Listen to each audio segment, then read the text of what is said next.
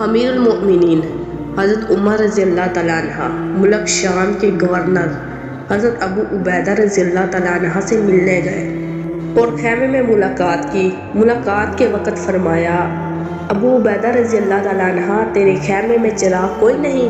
فرمایا، اے امیر المؤمنین، دنیا میں گزارا ہی تو کرنا ہے، دنیا کون سی رہنے کی جگہ ہے، گزارا ہی تو کرنا ہے۔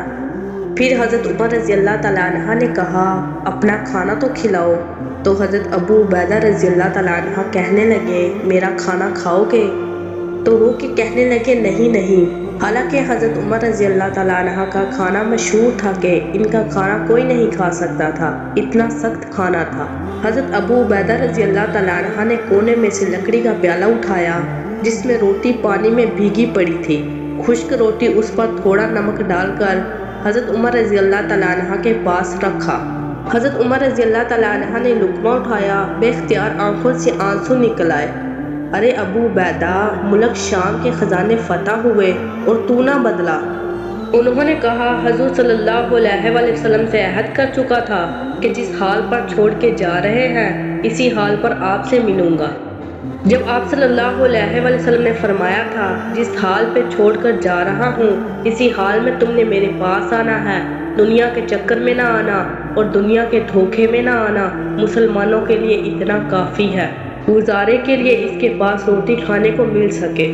میرے بھائیوں اور بہنوں، اللہ سے اپنا جی لگائیں، اللہ کو لیے بغیر نہ دنیا ہے اور نہ آخرت۔ دل اللہ کی طرف پھیریں، پیسے سے ہٹے، چیزوں سے ہٹے، زمینوں سے ہٹے، تجارتوں سے ہٹے، دل سے فخر نکالیں، گھروں کی بڑھائی، سواریوں کی بڑھائی، کاروبار کی بڑھائی، کپڑے کی بڑھائی، چیزوں کی بڑھائی اندر سے نکالیں۔ اس لیے اللہ تعالیٰ سادگی کا حکم دیتا ہے کہ نخرہ آدمی کے اندر تکبر پیدا کر ہی دیتا ہے۔ ایک آدمی سائیکل پر سوار ہے، ایک آدمی موٹر سائیکل پر سوار ہے، دونوں کی کیفیت میں زمین و آسمان کا فرق ہوگا۔ ایک موٹر سائیکل پر سوار ہے، ایک گاڑی پر سوار ہے، دونوں کی کیفیت میں زمین و آسمان کا فرق ہوگا۔ ایک ٹرین میں جا رہا ہے، ایک ہوائی جہاز میں جا رہا ہے، دونوں کی کیفیت میں زمین و آسمان کا فرق ہوگا۔ اور ہم تو ہے ہی بڑے گندے اور پست۔